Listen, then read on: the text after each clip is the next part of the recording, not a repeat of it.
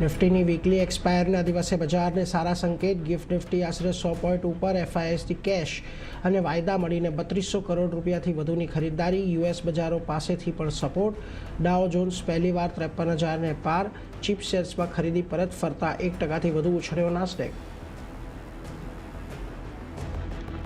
Saudi અરબનું મોટું પગલું. ક્રૂડના ભાવમાં છેલ્લા 26 વર્ષમાં સૌથી મોટો ઘટાડો.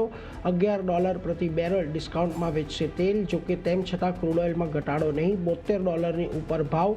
બીજી તરફ ડોલર ઇન્ડેક્સ 101ની નીચે. સોના ચાંદીમાં ઉપલા સ્તરેથી નફા વસૂલી. તો ટ્રમ્પની ઈરાનને ફરી ચેતવણી, કહ્યું ડીલ કરો અથવા અંત માટે રહો તૈયાર.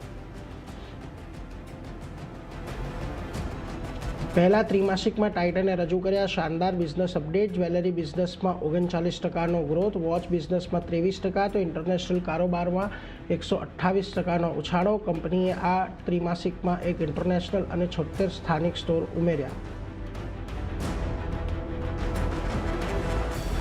ટ્રેન્ટે રજૂ કર્યા નબળા ત્રિમાસિક અપડેટ. Q1માં આવક માત્ર 19% વધી. સેમ સ્ટોર સેલ્સ ગ્રોથમાં 1થી 3%ના ગ્રોથની અપેક્ષા. કંપનીએ એક વેબસાઇટ અને 19 જુડીઓ ખોલ્યા.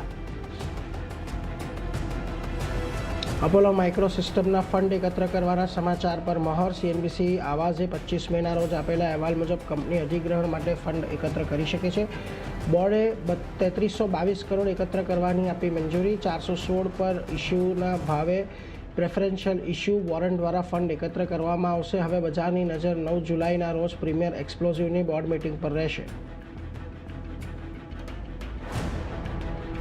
કોચિન શિપયાર્ડે લગભગ 2000 કરોડની ઓફર ફોર સેલ આજથી નોન રિટેલ રોકાણકારો માટે ખુલશે. સરકાર 5% સુધીનો હિસ્સો વેચશે. 2.5%ની બેઝ ઓફર, 2.52%નો ગ્રીન શો ઓપ્શન પણ ઉપલબ્ધ.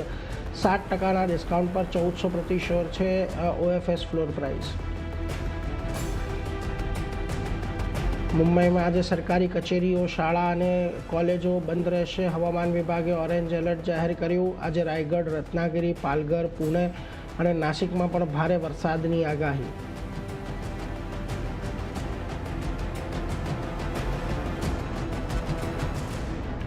તો આજના દિવસે